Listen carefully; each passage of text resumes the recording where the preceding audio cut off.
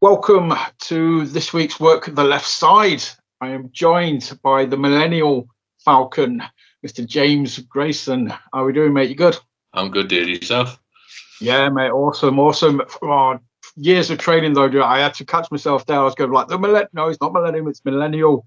Or so you say Millennium. I was like, right, no, it's the Millennial Falcon. When that happens, it's fine. Just it's second nature. I'm a massive Star Wars geek as well, so it's just generally second nature. So, yeah, you good? Everything's kosher. Yeah, all's good. All's good over here, mate. Sweet. Obviously, well, firstly, thanks for joining us. I know we was meant to have this chat a few weeks ago. You had laptop issues, so you've now got a new shiny laptop. Very nice looking screen, 4D, or 4K, even not 4D. So yeah, we're just here to talk about you. Obviously, what got you into wrestling, the plans for the future, things like that, really. So if you've ever watched an episode, the general. It starts off with a generic question, and then we'll just chat for an hour and have a laugh. So let's tick the generic box first. What made you take them steps through those doors? What made you think, right? What made you look up if there's a school near you, and I can do this. Let's crack on.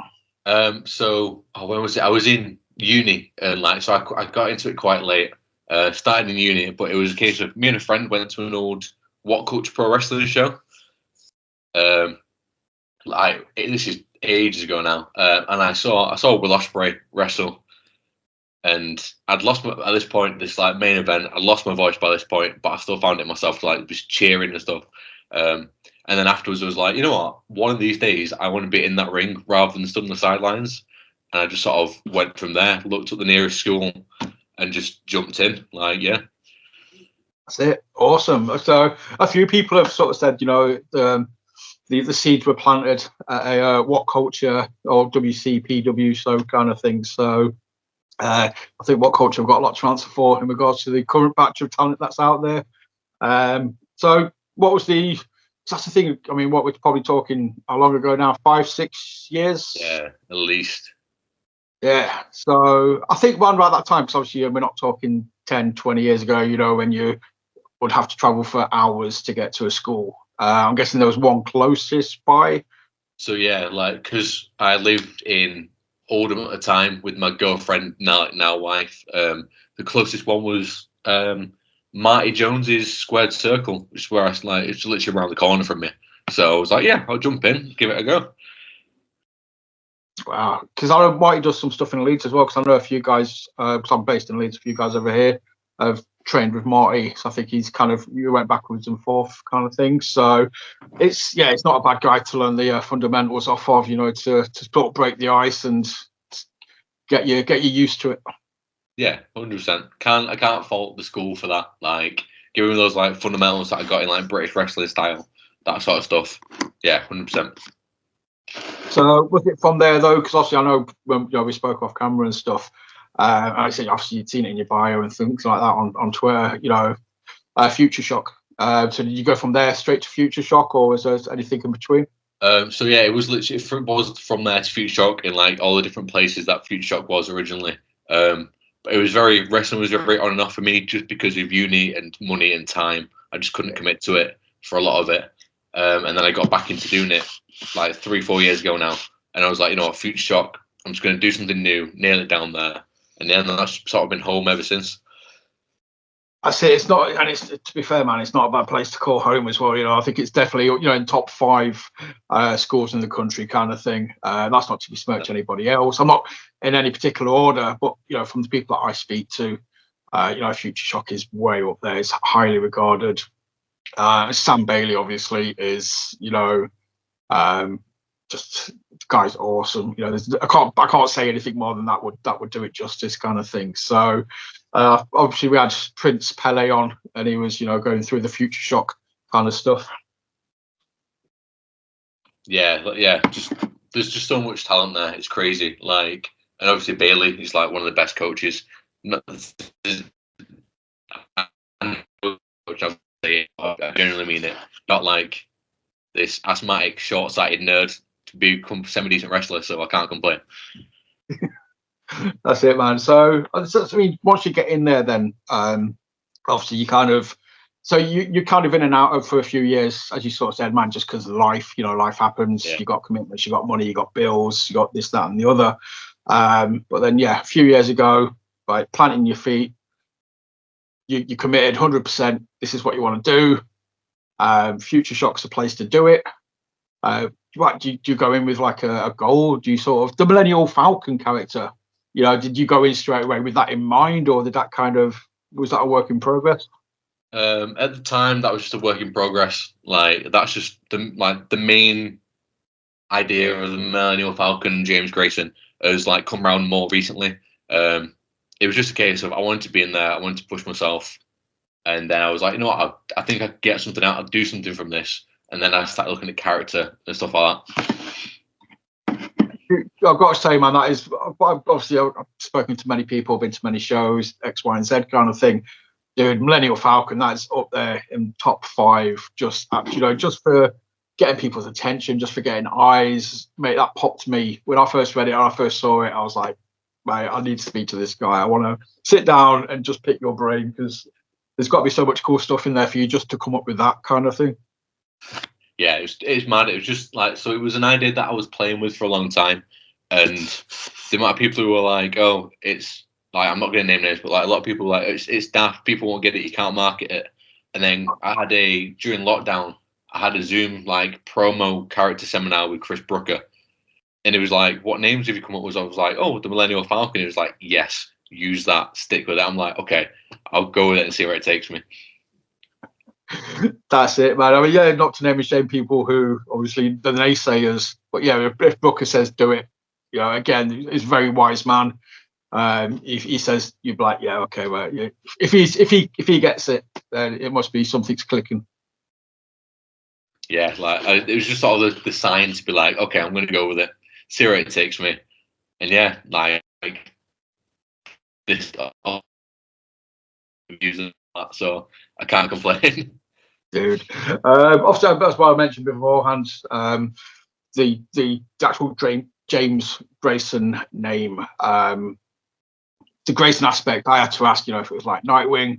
It wasn't. It was something like cooler. It's the Invincible thing. So yeah. Was that? Did you toy around? Was you like James Blogs for a while, or James, Green, or did you have Grayson in mind straight away as well? So no, originally it was when I first came up with the character, it was James Knight, and like I did it all on 2K. I was like, I built my character. That was my character's name, and then I realized obviously the ties the name Knight has to British wrestling. I was like, I feel like that's the name that I've got to earn, or at least like there's so much on that. I don't want to like ruin the name by just being some crummy wrestler sometimes. So I was like, change it up, and yeah, Grayson was probably the second or third option. And it helps that it's my initials anyway for signing this. So I'm just going to do it. Like I said, yeah, it's just little things like that that's kind of help. It's kind of second nature, but it's different. So it's not you, but it's close enough that it feels familiar. Yeah, 100%. So, dude, yeah, just the whole. I'm just still generally popping in my head like just I love the whole Millennial Falcon thing and just the ties to the Invincible. So I spoke to Isaac North last week and he was on about pulling inspiration from other sources of media when developing a character. And obviously, man, you're doing that in spades. You're pulling it from. We've got films, comic book stuff, X, Y, and Z. Do you find yourself like sort of said, yeah, just when you sat there? Are you constantly sort of turned on in the sense of right? If I see something, I'm writing it down. You've always got a notebook to hand, or you're always kind of in the back of your head looking for ideas, or are you able just to be like, right, stop? It's like it's one of those. It's like I'm not as turned on to it as much as I should be. Like I was watching a William Regal thing. It was like just steal from everywhere, get a notepad, write it all down, and I don't have that attention span, so.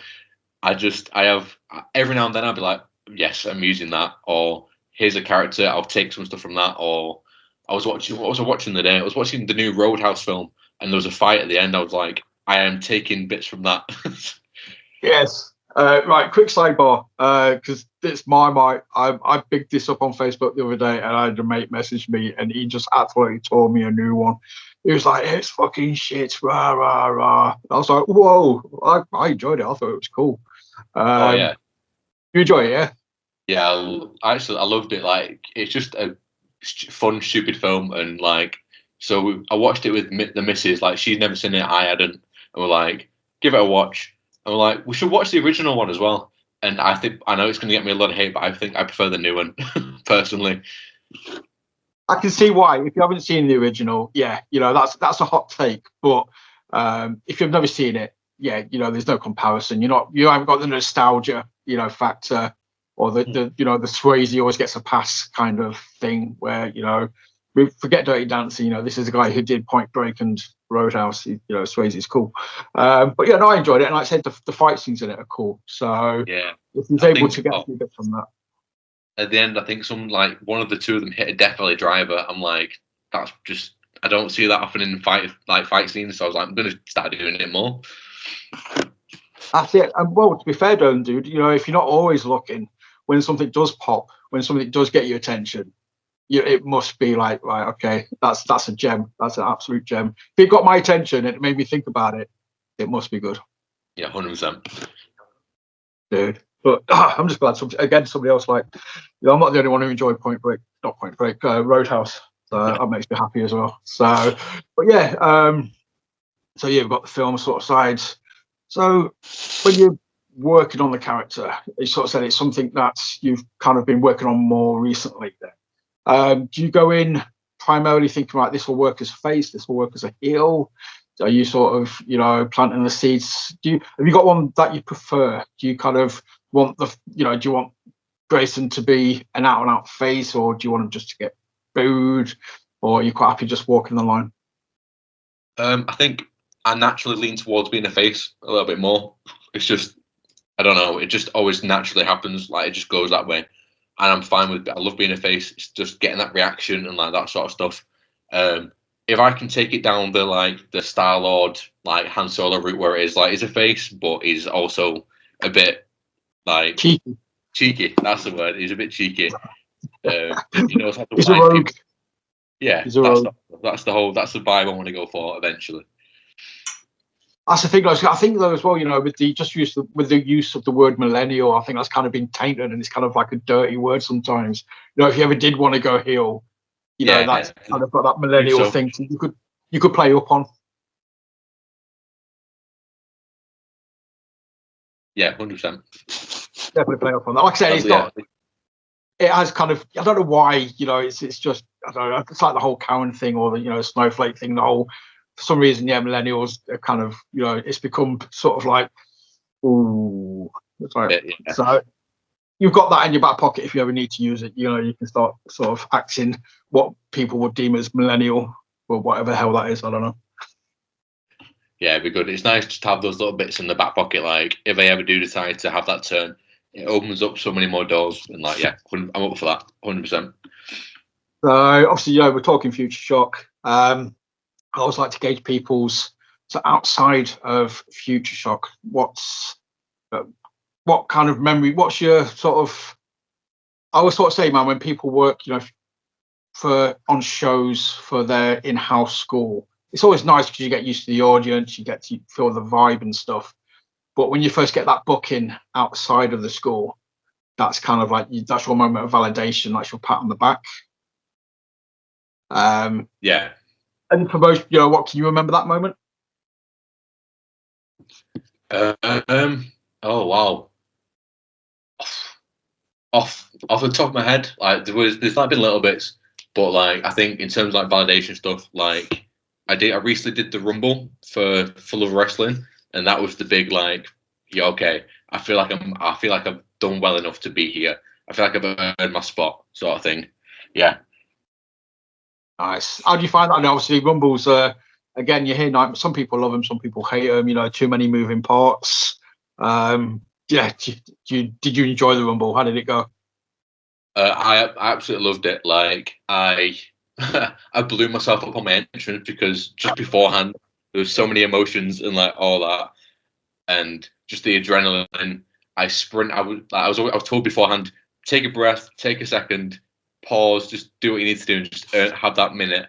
And I didn't. I just belted it down the walkway. Saw my missus and her dad, and just was like, "Oh my god!" And then ran in too soon. So like there was nobody there for me at the start. I was like, "Okay, I went too fast." But I was like, "Who do I fight?" And I picked it up. It was fine. Like I picked it up from there. And yeah, it was just so much fun. Dude, that's again totally understandable, man. You kind of get that rush of adrenaline, like I sort of said, it's pumping. As soon as your feet hit the ground, yeah, you're running. You're literally one step away from doing a warrior shaking the ropes by the sounds of it. Yeah, I at one point I think I almost did warrior, like after I did my bits. I was like, I'm not gonna do that. Do it, man. Like I say, if you had a few seconds to kill as well, just like, yeah, good.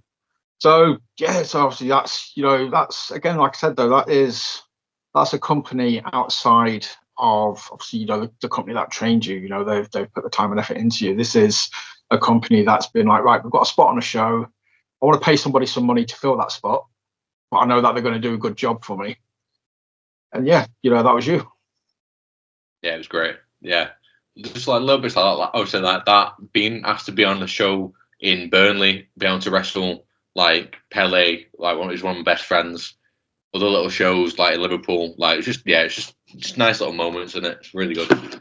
That's it, man. Because obviously, we had Pele on a few months ago now, and again, it's just talking Future Shock, talking. I think you came up with conversation, just people that you liked working with. That says familiarity, but it's just nice because you can trust each other, and if you get to work with them, it's never going to be a bad day at work. No, not at all. Like if I could just rest my mates for the rest of my life, and I'm absolutely down with that. Like just do Triple H and Shawn Michaels and just keep fighting for X amount of years in series, different kinds of matches. Exactly. Why would I want anything else? Well, I'm saying Triple H and Michaels are probably more Ciampa and Gargano these days. Those guys are constantly. If you're not fighting each other, man, just form a tag team with Pele. You could be the millennial coffee drinkers or something. I'm gonna have to give that to him. I'm just gonna tell him. But obviously, yeah, that's the thing as well, though, because of where you are, man. The scene over there, dude, is. I mean, obviously, like I said, I'm in Leeds. I think there's an amazing scene in Yorkshire. It's an amazing scene in the Northeast. But dude, over your side as well, it's not lacking. It's on par with. You got companies over there. Like you say, you got the Future Shock, Soft Pro, Wrestle Island, TNT. You're not short of a good show. Oh, Odyssey as well. Sorry, Odyssey's over there as well. And yeah, loads of there's Infamous, I think, over that way. So yeah, you're not short of a few good shows to go to. No, not at all. There's so I need to get out more and watch more shows. Like I need this, and that's my goal this year. Is just to go to as many shows up here as I can do, and just see what's going on.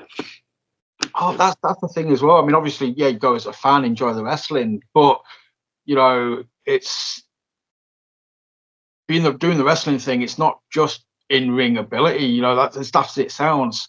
You've got to network, haven't you? It's all about getting to know people, rubbing shoulders, helping out at shows, and just saying hi. So yeah definitely get yourself out there. Worst that because of that, but yeah. I think that's why sometimes it's you could be one of the best guys in the rings, but I think it's not unfair. It's just life. It is what it is. But if you're married, you've got kids, you've got this, that, you've got other commitments, you can't travel around as much. That kind of puts you on the back burner a little bit, which kind of sucks. It is, but I may do. I try and I've got friends who drive and stuff like that, and I'm really lucky to be in a situation where I've got friends who are a lot more social than I am. So I can I'll just go with them and let them do the introducing and stuff, and it helps a lot. Yeah, no, dude, yeah, I'm right there with you. I know that kind of feeling where it's a case of like, look, if it wasn't for them, I would do X, Y, or Z kind of thing. But they're like, well, come on, we've got to get in the car. We've got to go do this. And it's like, okay, I'll begrudgingly go and then just have a fucking time of my life. It's like, yes, thank you. Thank you for making me actually do something. And I feel like sometimes I do need that kick up the backside when I'm doing stuff like that. And that's what I've got Pelly for. I've got Bright Strong's there for us as well. Proctor, just give us that little bit of a boost, which I really like. I need. That's it. By the sounds of it, that's it. You've got a car load there. If you need to go anywhere, you've got road trips. Fill up on some, get some good music, get some snacks, head to a show. Yeah. Jobs are good. Yeah, 100%. I saw you recently on Twitter, like sort of interact, with the Wrestle Island account. So I definitely think, there's Wrestle Island would be very cool for Grayson. I'd like to kind of see what you do there, kind of thing. Oh, I'd absolutely love to go into an island show. Like I went down to their training temple a few months ago, and that was really cool. Just mixing with different people, doing somewhere new, and yeah, just hopefully, if I can keep building that relationship, like the island isn't too far away. That's it. I mean, yeah, it's not a massive, trek for you kind of thing. And that's again, touching on when I speak to people where they're on about, they say, I train here, but then they'll mention they go to like sessions in other places occasionally just to dip the toe in to see what's different, what fits, what doesn't fit. It's not, they're not sort of cheating on the actual school. It's just you're keeping it fresh, and you want to get another perspective as well. And obviously, I know at the temple, that's Pete's turf, Sean only. So yeah, I know he's very, very good at what he does as well. So you could pick up a different perspective there. Yeah, 100%. Like I don't want to get like stuck in the habit of just only getting one perspective on what I'm doing. So like I was having different coaches and stuff like at the PC itself with Future Shock. We've got Bailey, we've got Lizzy Evo, we've got Ridgeway. So even there, it's like 3 different like perspectives already, which is really cool. Yeah, well, that's it. I mean, again, it never hurts to have a few more. Right, you mentioned Ridgeway. I'm going to bring this up because Pele mentioned it, and he just foobarred him. He was on about the Ridgeway sort of circuit training or the Ridgeway technique or something. Like, I can't remember exactly what he called it, but it was like a warm-up thing with like a deck of cards, and he was just like, no, that's no. He tried it once, it absolutely foobarred him. Oh, so obviously mentioned that I'm asthmatic and stuff like that, but I still try. Like deck of cards is all right. You just got to push through it. It's when he sets up his circuit training situations, you just sort of walk in there, you're like, oh no, I didn't prepare myself for this at all. So, but I mean, once you've completed it, I'm guessing it's got to be worn like a badge of honor or something. Oh yeah, 100%. Like you're dying on the floor afterwards, but you're like, I did it. Yeah. Again, come back sword. So I mean, I've seen Chris kind of evolve over the years as a wrestler. Kind of like used to watch like when he first started and what he's doing now, abroad and in the UK. I can only imagine, the kind of knowledge he's passing on, as well as Lizzy, as well as Sam. I mean, those 3, that's like a holy trinity of knowledge and experience that you can just absorb. Yeah, we're very lucky in that. I'm very lucky in that sense, like because you don't get it at many schools where you've got 3 different coaches and like who are so just up there. Like so love it. Yeah, and all very different as well, but each is very, very good at what they do, kind of thing. Obviously, Sam's been around for many, many years. I think people are now starting to cotton on to the fact of just how awesome, Sam is. He could have main event in any promotion, and there's probably nothing that he couldn't teach you. Obviously, Chris's style of working is it's unique. It's still quite unique. You put Chris on a show, it stands out. You learn from that style. And if you want to learn how to get the audience in the palm of your hand, there's very few people better than Lizzy in the UK at the minute that can just work an audience. No, it's mad. Like, I didn't think I'd be at the point where I could be like, yeah, I've got 3 of the best coaches in the UK just teaching me. And I'm like, it's just literally just in Manchester. I don't have to travel that far. It's crazy. Dude, that's it, man. Oh, man, the most of it is absorb it, but then, like I said, venture out. Yeah, don't be scared to get a few other ideas. But yeah, definitely, man. I think the Millennial Falcon would be would land perfectly at Wrestle Island, especially given, you know, the amount of Star Wars references those guys put into their freaking shows or posters. Yeah, so I know obviously Dave Birch is doing his thing over there now, and like that's just really Starkiller like stuff, like, and that's just 100%. It's something I'd love to just go over and work with. Like, me and Dave are really like good mates. And, like, I've learned a lot from Dave, so being able to just go over to the island while he's doing his full heel Starkiller thing and just having a bit of a like, even just one match, like I'd absolutely love that. Like, it'd be the dream at the minute. Good. Right. Well, it's out there. It's out there in the universe. It's out there. I'll make sure it goes out on Twitter as well. I might mention it a few times just to see if I can get some bit of momentum. But obviously, you know, yeah, Pete's awesome at what he does at the island. He knows who's around, and if he can use somebody in a good way, yeah, I don't think it'll be too long before, you know, we see you walking down very coolly down that ramp and not, you know, pegging it down too fast. I got out of my system with that one, so next time it'll be nice and chill. One and done. That's it. That first time, bosh, sorted.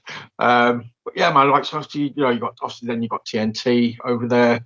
That's that, man, dude. You're just spoiled for choice if you can get out and about. You know, start getting people. You know, go to shows. Even as a fan, you know, going there. Soft Pro are absolutely smashing it in Manchester at the minute. I think that'd be a great place to. And again, but the thing is though, with you having a character, it lends itself to being, I can see it and be like, yeah, I can see you working there, or yeah, I can see you working there. And that's one of the massive bonuses, I think, when people have characters. Yeah, it's it makes it easier to be like, okay, I can see this character doing something at this promotion, I can see this character doing something at this promotion, as opposed to just being you know, a non-character. I've got to be careful here what I say, because I don't want to besmirch anyone who doesn't have an out-and-out sort of character, but I just think it lends you a uniqueness. Yeah, I get that. Like, it's still very early doors in the Grayson thing, but now that I've got more of an idea of what it is, I can be like, this is what I can bring to your promotion when I work up the courage to chat to people. That's it. That's the one. Or that's the thing. That's what a character does. It gives you that ability to. So yeah, man, you're working on it. You're developing it. And that's the thing, though. Is, you know, even if the character's only a year old or even 5 years old, he's always going to be in a constant state of flux. You know, it's always going to be evolving. Yeah. So yeah, but again, you know, that comes down to where you want it to go. You know, like you said, you're leaning more primarily to being a face. So yeah. Well, whilst I find my feet and stuff like that, yeah, I think that would be the best route. Yeah, I mean, obviously, you know the character, you know what to do, and if you kind of got that, obviously, you know, connection with the fans. I always kind of thought that from this side, from an outside perspective, I'd be scared to be face, because I'd just be like, you know, if I want people to cheer me and they don't, I'm going to be devastated. If I want them to boo me, it's hella easy to make somebody boo me. You know, I can just, I don't know, I'll insult the football town or the football team or something and just get a boo. Yeah, I get that. It's just, I think that's why I like being a face, is because I've got to work. Obviously, I've got to work a little bit harder for it to get that sort of like reaction. Dude, kudos, but yeah, I mean, that's it. You're comfortable. You've got that confidence. To me, that takes a confidence, which you obviously, yeah, you know, I'd be very impressed with. If you're going out there getting those cheers, again though, yeah, it just must make you feel like good about yourself that you're able to get that reaction, because, you know, it is very hard to get someone to cheer you. So if you're doing that, you know, you're obviously doing something right. So that's full credit to you, dude. You know, keep doing what you're doing. Obviously, it's working. So TNT, Wrestle Island, Soft Pro, Future Shock. You've ever thought about jumping in the car? I know Palais wanted to do a Yorkshire tour at some point. You know, would you be up for that, coming over this way? 100%, yeah. Like, we've got, I think there's a Atomic show on the 10th as well. Like, Atomic Pro is somewhere I really want to get to. So I'm going up there, going to have a crew like situation going on, which would be really cool. But yeah, just doing a Yorkshire tour would be so cool. Just getting around everywhere. I've done PPW before for a training session, and that was just next level. So if I could get up there again, I'd love that. Nice. I have to kind of hold myself back. I'm kind of trying not to mention PPW in every episode that I do, kind of thing, because I think people will just be like, for fuck's sake, he's all about it again. But I was going to mention it because I know Pursuit and Future Shock have got a really good sort of friendship kind of thing, collaboration. Because obviously, Liam went down to Future Shock, Sam came up to Pursuit. So did you come up to Pursuit with like Sam, or did you train under Liam when he was down in Future Shock? So I was, well, I swear I was on holiday when that whole thing happened, so I sort of missed out on that. But prior to that, I went up there with just a car full of people, and we went up to PPW, trained up there it was like a 3-hour drive, something like that, over there, and then back again, or 2-hour drive, something like that. And yeah, it was worth it though. It was great. Like I saw Liam first in WCPW, so getting to train like with him and under him was like crazy. It's definitely, again, I'm going to hold back on the praise and stuff because I don't want those guys. They've got a new facility now, a bigger facility, bigger doors. I don't need the heads getting any bigger than it already is. So, but yeah, when you got there, well, it's kind of like the mixing of both worlds for me because I think it was last year at True Grit, we got to see Ridgeway versus Liam in a pure match. Yeah. Oh, dude, that was just wrestling. Love it. Absolutely love that. Again, it's one I've still got to watch. So if I can get it on YouTube or something, I'm going to be like, yeah, proper crack into it. But it's just, yeah, it's mad. Well, rewinding again, because this is what always kind of interests me when you start off. We talked about like having a character in mind, having this, that, or the other. What kind of style people work always kind of fascinates me in the sense of, do you go in wanting to do all the flippy stuff because it's cool, it's what you see on TV, or do you want to be more like Dean Malenko or Kurt Angle, or is it just whatever fits? Is it just what comes naturally to you, and then you kind of just build on that? I think it was when I started. It was just I got my start in that very British guy wrestling style.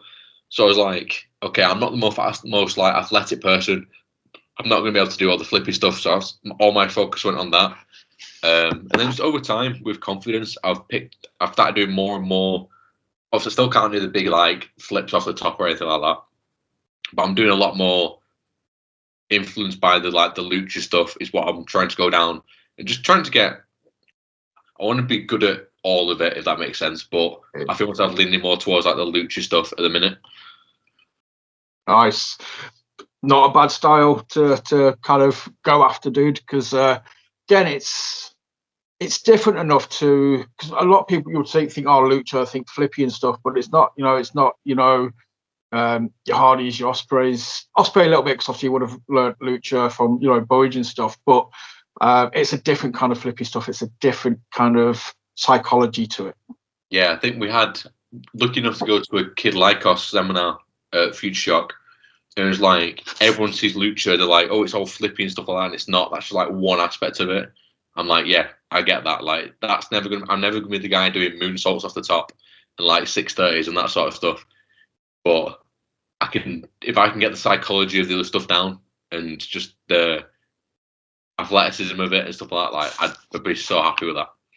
Yeah, no, dude, definitely, man. It's obviously it's a good thing to do. And again, though, like I say, it's different enough. Like sort of said, Lycos, you pointed out, it's not the generic flippy stuff. It's the psychology of it is just, that must just be mind-boggling as well, though, because psychology, normal psychology must be a pain to wrap your head around, to try and tell a story step by step by step. But the lucha aspect of it just turns it up to 11 for me, kind of thing. 100%. Is that something like, do you find, obviously you can't pick that up straight away. You're not going to get that until you get more experience, more confidence. Again, the kind of feeling that I get is the psychology comes with confidence. You start to feel more confident in telling stories, in the way that you're telling it is correct. Yeah, I think it is just a case of just try. Like my whole thing is that I'm going to give something a go at least once, and if I can get it and I want to like do it more, then I'll be like, yeah, keep drilling it, keep going. And it's like you said, I think the rest of it just comes with that confidence and just being able to be like, yeah, okay, I can do this. Yeah, man. It's just, again, it's like anything though, isn't it? You kind of learning through repetition, which is where I suppose touched upon the Marty Jones thing, the fundamentals. You learn them by just drills, by over and over and over and over and over again. But then there's certain things in wrestling I can only presume like you don't want to do over and over and over again because it fucking hurts. It's painful. You kind of just have to like you either pick it up or you just like you just like I'll get it this time. Yeah, 100%. Like I know when to. I'm learning when to stop. Like if I can't do something, I'm not going to keep doing it over and over again because it hurts. It hurts so much. That's what I mean. It's kind of like, look, yeah, we'll give it X amount of goes. If I get it, it's meant to be awesome. You know what I mean? My body can do it. Great. Sometimes you just can't do something. No matter what you do, your body's just like, I'm not having it. I don't bend that way, or I don't want to turn that way. It just doesn't feel right. Move on to the next thing. Yeah, like I'll be at training and I'll see Dave Birch like hovering in the air, and I'll be like, I'll give it a go once, but it never. As many tips as it can give me, it doesn't happen. We'll keep it grounded. We'll keep it, psychology based. We'll keep it technical. And we'll just we'll do that side of things. Yeah, if I can crack out a top rope move once a match, I'm fine with that.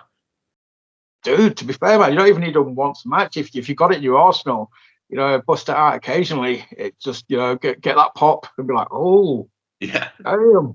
So, if you want to do it every match, fine. You'll get that pop. I'm just thinking of your body, dude. Don't put yourself through it for the sake of doing it. No, I'm how old am I now? I'm nearly 28, and my bones are just like, no. You're 28. Your bones are nearly 40. Yeah, basically. Dude. But yeah, that's the thing. It's just talk about psychology. You mentioned the Regal thing. Regal is a massive influence for me in the sense of what I listen to or what I watch or what I kind of pick up on. Don't know did you ever get around to watching or listening to? He had like a short run. He did a podcast when he was in AEW, Wrestling with the Villain, I think it was. That was like one of my must listens to like every week, just hearing Regal talking about stuff. And I think he went off on one for about 40 minutes once, just about the importance of a pin. It was ridiculous. That man could tangent like for like the best of them, but there was always it always went somewhere. Yeah. Like he could like the pin thing. He talked for 40 minutes about it, and it's like you got to the end. I'm like, okay, I get why he went. It wasn't the subject of the podcast at all, but like, yeah. Totally ruined wrestling for me. Not ruined it. Obviously, that's an overstatement. But once I'd heard him go on about it, it's like an epiphany. And ever since then, I'm watching. I'm like, why are you not pinning properly? Why do you not want to win the match? That's the whole point of that. Put your full body weight on the shoulders, pin them down. Make it look like you want to win. That's it. I'm out. It just totally freaking just did me over. And now you can't unsee it, can you? During like watch anything, it just breaks you. That's it. I was like, oh damn you, Regal. Curses. But it's a totally valid point, and you just kind of I just have to turn my disbelief up a notch now. I'd be like, it don't matter. It's one small part of a big story. Yeah. So, but yeah, obviously, he's talking like I think another one who's doing like promos, the importance of promos. Obviously, man, you've got this character, to get over. How are you with promos? Do you kind of is it a focus at the minute? Is it something you want to look into? You want to work on? Because obviously, there's no better way of getting your character over than a good promo. Yeah, so promos is something that I really need to work on because I want to. Obviously, it's hard because you've got a show not tell, but it's just it's something I find myself like talking to myself in the mirror, which in any other circumstance would prove that I'm crazy, but with it being wrestling, it's just a normal thing to do. Oh, that's what again, touching on the Regal. He sort of says nobody's got no excuse. You can practice your promos in the mirror at home just by doing the alphabet. Just say different letters differently and see how you deliver the the letters and what works and what doesn't work. It's just, pushing yourself to do it. I think promo is obviously becoming more and more important now as things are going onto YouTube or networks and things like that. I think it's definitely people need to work on them. Yeah, 100%. And I know that's my weak point at the minute. But it is just I'm just gonna do it like I do with wrestling moves and just drill it, just get it done.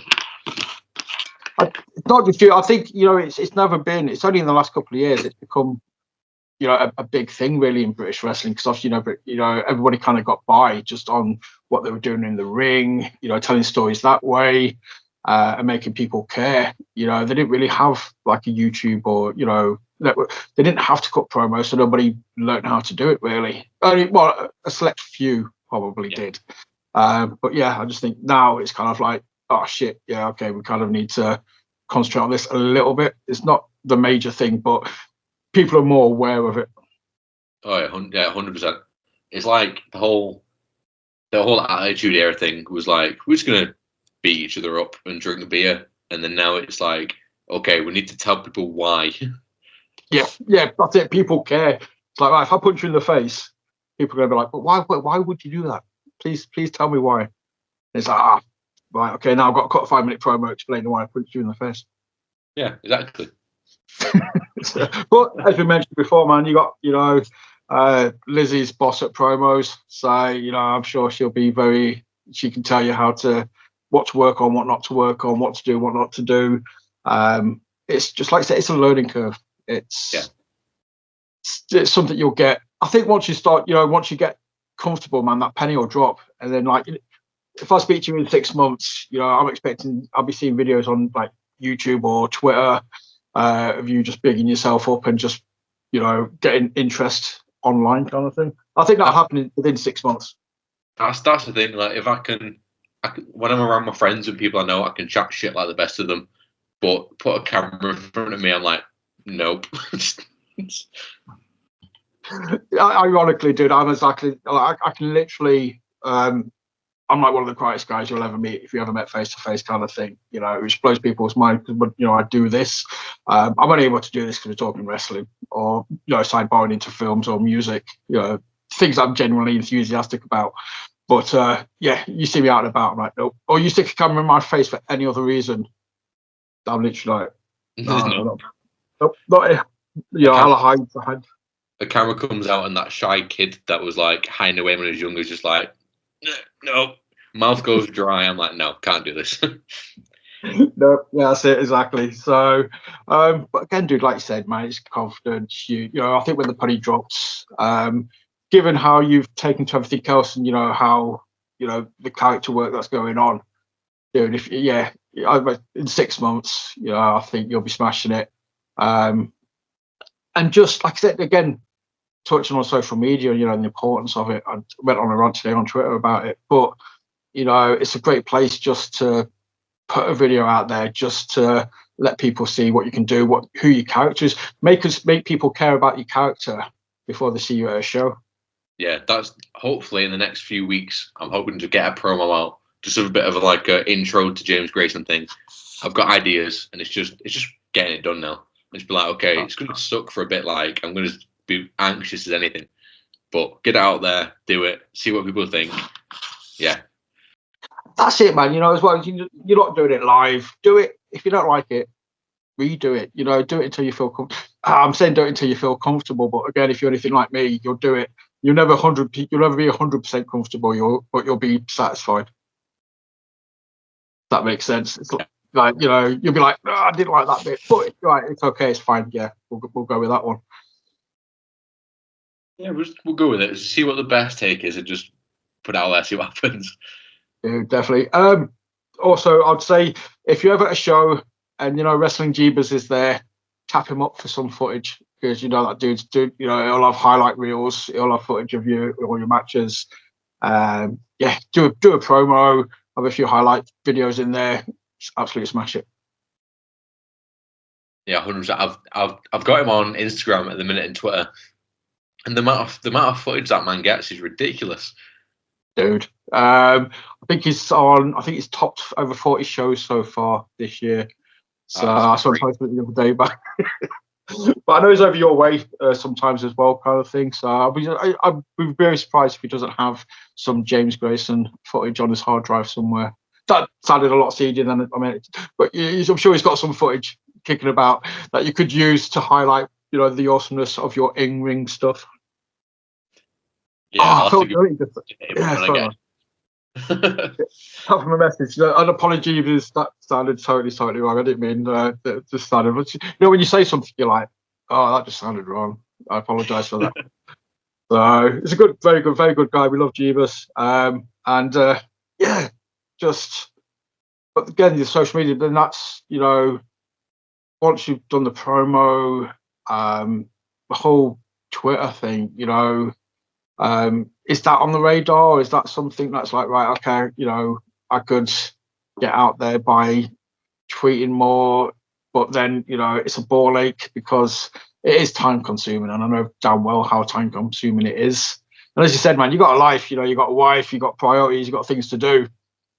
Do you really want to be sat on your phone for 2 hours in Grayson mode tweeting? I do need to start doing it more. Like, I've been told this multiple times. But it's just figuring out, like, how would James Grayson tweet something? Like, I've got to be like, how's he going to do this? But yeah, it's on the radar, 100%. Yeah, definitely. I mean, I know obviously Prince puts his little crown and coffee cup at the end of every tweet, and that's kind of like his signature, and that makes it, right, that's a Prince tweet as opposed to, a Sam tweet kind of thing. Yeah, I've got two Twitter accounts. I've got mine, which is just me just talking about random stuff, whatever pops into my head, and then I've got the Grayson one, which is gonna eventually just be solely character-based stuff. Or me, it's still me, but more focused on the wrestling stuff and like what Grayson would say. Yeah, that's it. Poke a few fires, have a few words with a few people, try and build up some feuds. But yeah, that's, like I said, it's understanding how the character would talk, how the character would interact with people in that sort of sense. This is again by something that's about characters. Sorry, I'm always fascinated by character development, how people work it. There's no right way or wrong way, so everybody tells me a slightly different way. It's interesting. But the James Grayson character, do they have like an origin story? Do they have like a moral compass? Because I know some people have kind of like, it sounds weird, but it makes sense in my head and then in their head that for them to make decisions as a character, there's got to be like a base point. There's got to be like an origin to explain why they do what they do. This is something that was like, obviously with me coming up with it recently, like working on it properly recently. It's my brain's been all over the place with what his origin should be. Like, half of it was like, I'll go full 100% like, oh, he's a space traveler, this sort of thing. And I was like a bit too on the nose with like the Star Lord and like Han Solo thing. But it's just, I think origin wise Grayson is just everything that I wanted to be when I was younger, if that makes sense. It's like all the characters that I loved, just using those to just be a better version of myself when I was younger. He is me turned up to like 100 at the minute. Just a nerd, but still cool, still roguish. But yeah, I think his base point is he's trying to prove himself. I think that's where I am at the minute, because that's very me at the minute. It's just a scuffy nerf herder. Yeah. That's it. But that's the thing, yeah. You mentioned those characters, Star-Lord, Han Solo. To somebody who's, the moral compass is pointed in the right direction, it just kind of flickers off now and again. And, they can be a little bit cheeky. They can bend the rules a little bit. They can... Yeah, his heart's in the right place. But it's just, sometimes it might... It's just, he knows where he wants to be. It's just, he's not 100% bothered how he gets there, if that makes sense. Yeah. That's awesome. So, I mean, obviously, you're talking about pulling on. We mentioned obviously, Star-Lord, Han Solo. Any other kind of influences? Any of those kind of other just cool, roguish, charming chaps? That you can pull inspiration from. I think those are the main two when I talk about him. But stuff, I'm always getting stuff from. I'm a massive nerd, and I always have been. So pulling stuff from Dungeons and Dragons, like anyone asks what his alignment is, I'm like chaotic good. That's just sort of like the way I'm going with that. Like he is good, but he doesn't. He's good like means to an end. That sort of stuff. There's anime. There's just loads of different bits. I'm just picking up from everywhere I can do, really. Dude, that's it. Because I mean, yeah, obviously anybody knows me knows, I'd be pulling it from. I was kind of thinking like, if I did come up with, where would I pull it from, kind of thing. Yeah, movies or comic books would definitely be mine too. But then it's filtering out. I think you'll be the same as me. You've got that source of knowledge. You've got that source of inspiration from so many different pools that it can get overwhelming. You can just be like, I could use a bit of this. I could use a bit of this. It's like, Gambit from the X-Men. So freaking, I'm going to start talking in a Cajun accent just because he does it. It's fucking cool. And I find myself like, no, that's just silly. You've got to turn it off sometimes. I think if I had to boil it down to three different like characters, though, it's obviously Star-Lord, Han Solo, and Spider-Man. I think it's just because I think how endearing he is as a character, he's sarcastic and all this sort of stuff. That's like the three that are, yeah. The whole Spider-Man aspect, like you kind of get, sometimes you can it's very easy to be overwhelmed. You want to do the right thing until then you get punched in the face and you're like, well, well, it's like, it sort of says, you get punched in the face and you just get back up again. You got that drive, that determination, just that will. But just having that feeling of just being overwhelmed sometimes. It's like I say, it's an endearing quality. Yeah, like Spider-Man, half the time he doesn't know what he's doing, and that's just me to a T. And he still does it. He still goes. His heart's in the right place, and he'll do it with a smile on his face. Nice. I'm very much resisting the urge to sidebar into other stuff as well. Like, we're talking, you just brought up Spider-Man. I'm just like, I can't talk comic books. I'm going to talk comic books. I want to talk about this to someone. The X-Men cartoon. Have you watched it since it dropped on Disney Plus, the 97? I've seen the first 2 episodes, and so I never watched the original cartoon. It was just a bit before your time. Yeah. Yeah. So I grew up watching more of like Wolverine, the X-Men, like the more 2000s one. But yeah, like watching, I know what happens in the old show. So yeah, like these first 2 episodes that I've watched, love it. Like Magneto in this is just one of the best. He's so good. Yeah, episode 2 when they do the trial thing, I was just like, wow, this dude's he's just badass. That's the thing as well, though, because obviously you've got that source material, same as me, where it's cool to be the good guy and whatever, but I can kind of imagine, when you do turn to the dark side, if you ever do work face, very in promotions, not very heel. I can imagine you being one of those heels, just because you know the importance of it. So I'm a bad guy, but I'm right. Yeah. Like the best bad guys, like your Thanoses, your Magnetos, those kind of guys where you're just like, nah. I kind of agree with you, but you're a bad guy, so I can't agree with you. Yeah, they make you question why you agree with them.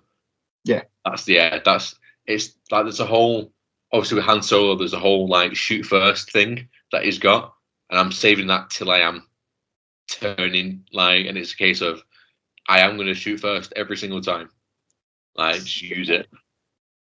That's stop the remastered ones, Greedo never shot first. Han shot first every day of the week. That's his character. That's what he does. But yeah, man, again, it's just little things like that I'm looking forward to sort of seeing, because I know you know what you're doing, and I know obviously like the source material and stuff, that you've got to be able to tweak it here and there and just make it absolutely just nail it. When you're put in a situation, where somebody's like that and you're just like, that's your shoot first. You just throw the first punch. That's it. But it'll fit the character. Yeah, I'm excited to see what happens. Like, I'm in a very lucky position where wrestling at the minute is just a hobby.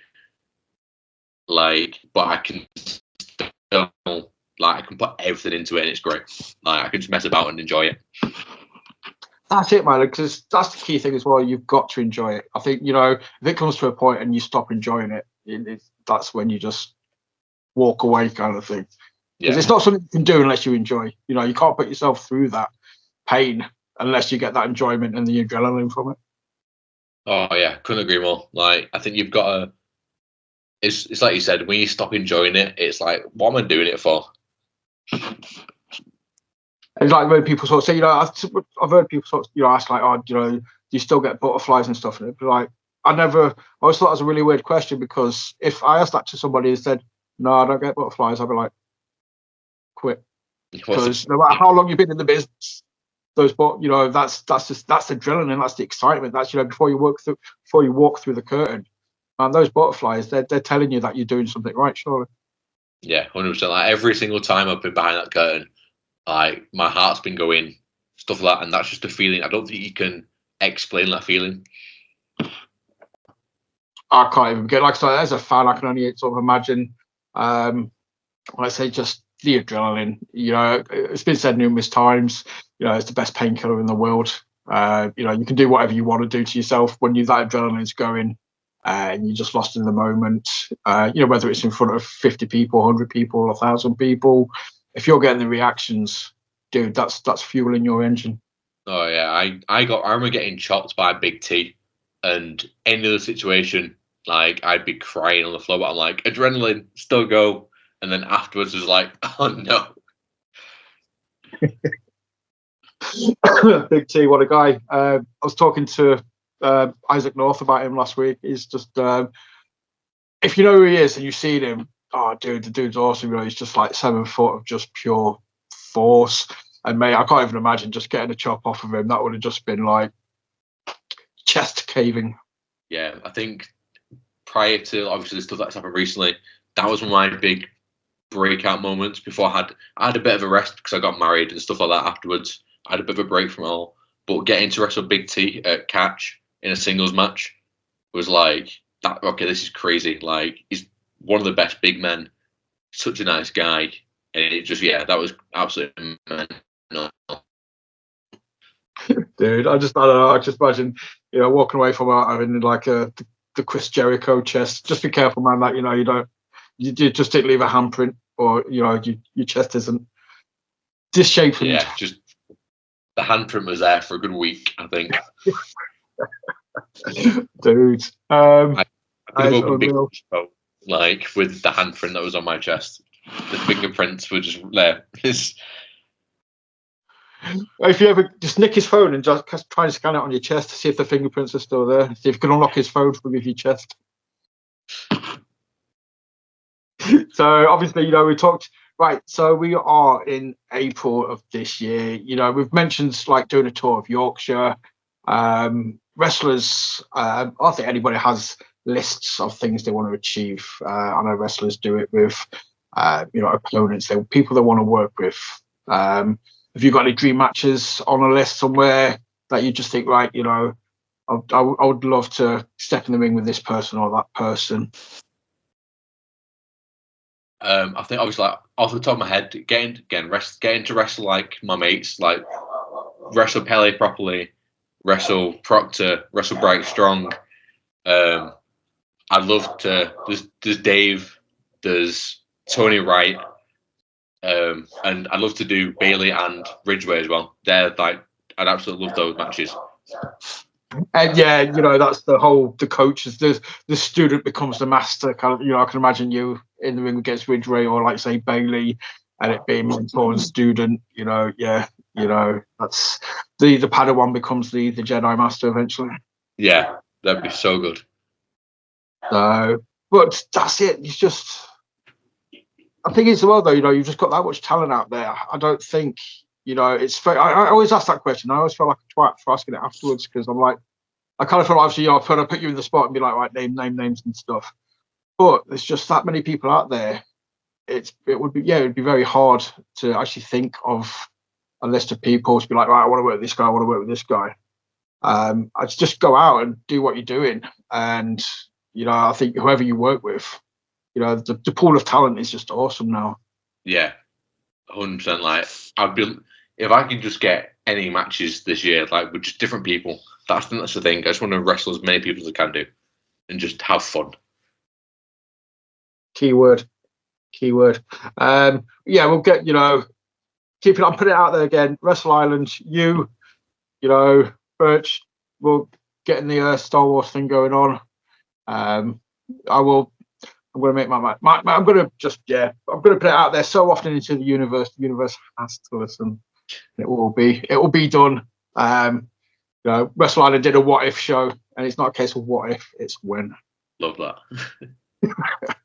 We'll get it. We'll positive vibes, and we'll let the universe sort it out first.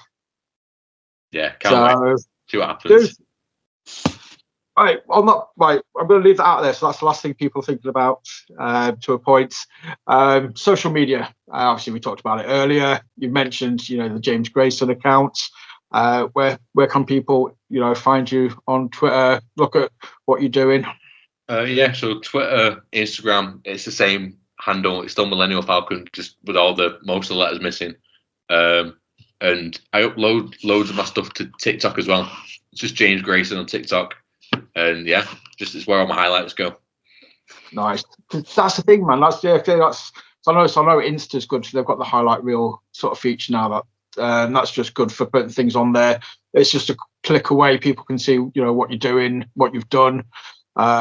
TikTok's definitely I've kind of tried to get my head around it. I use it to do like highlight reels or big up shows that are coming up for promotions.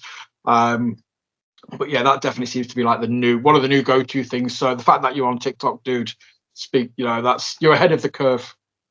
Trying something new, give it a go. I've got a teenage daughter, and I can ask her like, well, what's your favorite channel? It wouldn't be like BBC One or ITV or Sky One. It'd be like, yeah, TikTok. She literally watches TikTok like it's a freaking channel. It's unreal. Yeah, it's one of those things. Like, give it a go, see what happens, see what sticks.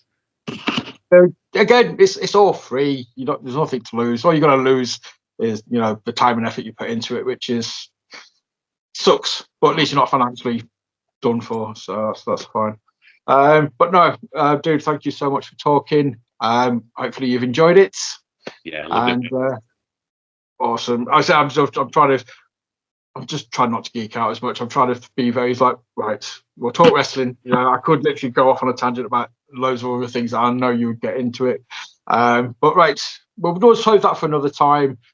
We do comic book episodes occasionally, so I might extend an invitation out if you ever fancy talking comic books. The invitation's there. Love that, mate. 100%. I'll definitely take you up on that at some point. Nice. But for everybody else, obviously, thank you for watching. Hit like, hit subscribe, share, comment, do all the generic stuff you do after watching a video on YouTube. Keep your eyes peeled. Guest announcements coming up over the next few weeks. A busy few weeks ahead with guests. And as I just mentioned, we have episode 2 of Comic Chats or Talking Comics, or I haven't actually named it. It's just me and some wrestlers talking about comic books. Episode 2 is Axel the Clown, William Valor, and Brandon Butcher. So join us for that, and we will talk all things comics. But yeah, Mr. Grayson, thank you so much for chatting with us. It's been a genuine pleasure, mate. So honestly, thank you. And yeah, we'll see you soon. Yeah, nice one, mate. Thanks for having us. No problem. In a bit. Goodbye.